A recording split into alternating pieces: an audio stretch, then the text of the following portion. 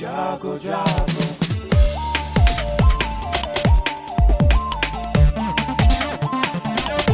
Radio जागो जागो radio जागो 90.4 FM।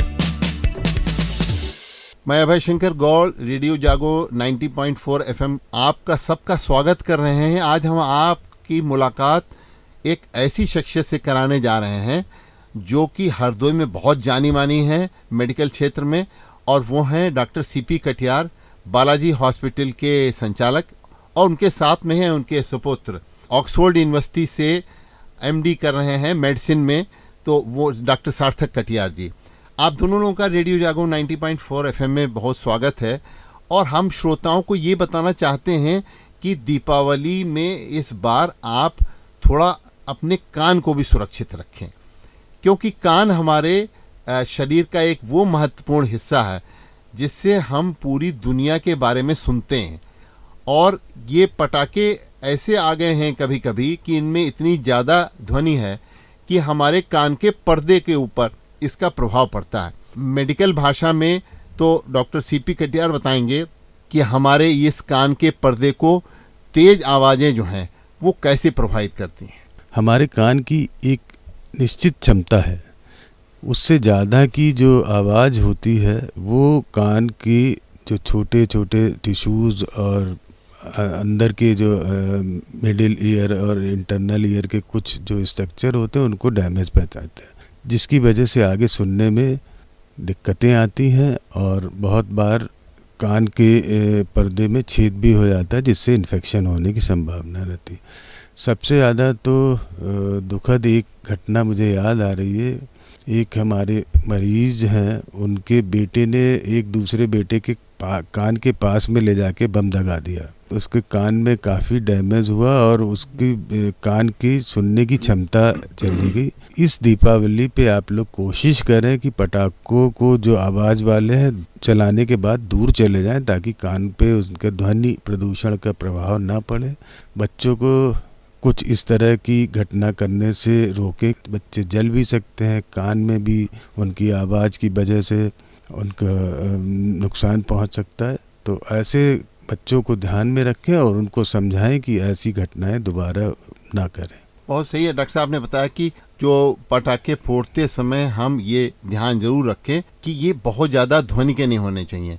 लेकिन डॉक्टर सार्थक कटियार, इसमें पटाखों की जो ध्वनि होती है इससे हमारे बुजुर्गों पर और बच्चों पर और विशेष तौर पर गर्भवती महिलाओं पर क्या प्रभाव होता है? जब एकदम से तेज़ ध्वनि होती है तो जो बच्चे हैं या बूढ़े हैं या गर्भवती औरतें हैं तो वो चौंक सकते हैं।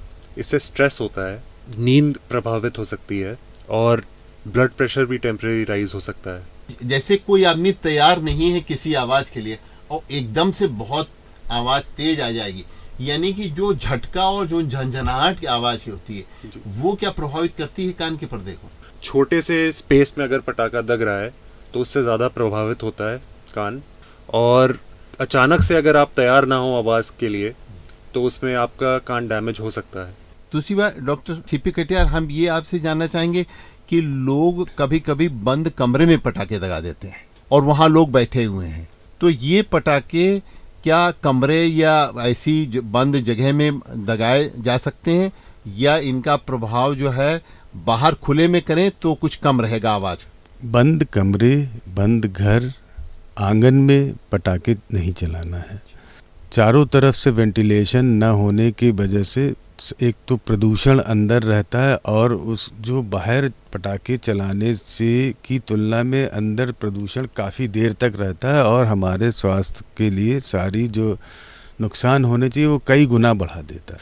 आवाज़ भी ज़्यादा होती, उससे भी होने वाले नुकसान ज़्यादा होते हैं। कोई गैसेस और प्रदूषण कारक पदार्थ गैसेस निकलते हैं, वो भी एक बंद चैम्बर की तरह काम करते हैं और काफ़ी देर तक हम उनको लेते रहते हैं। तो काफ़ी खुले स्थान पे पटाखे चलाने से की तुलना में अंदर पटाखे चलाने में काफ़ी ज़्यादा उनका दुष्परिणाम ज़्यादा बढ़ जाता है और प्रदूषण का भी बहुत ज़्यादा सिग्निफिकेंट होता है। दीपावली रोशनी का त्यौहार है, हम इसको दिए जलाकर मनाएं और खुशियाँ बांटकर मनाएं, लेकिन हम इसमें इस तरीके की दुर्घटनाएं जैसे वायु प्रदूषण है ये सब हम रोकें, क्योंकि आज हम सब लोग ग्रीन दीपावली की ओर जाने के लिए अपने को इसलिए महसूस कर रहे हैं। देखिए, यही प्रदूषण की वजह से आज दिल्ली से लेकर के और उस आज एनसीआर के आसपास क्षेत्रों में लोग कितना परेशान हैं।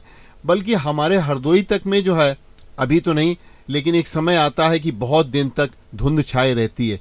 तो कहते हैं ये धुआं, चाहे पटाखों का धुआं है या पराली जलने से, ये सब किसी न किसी तरीके से लोगों को प्रभावित कर रहा है।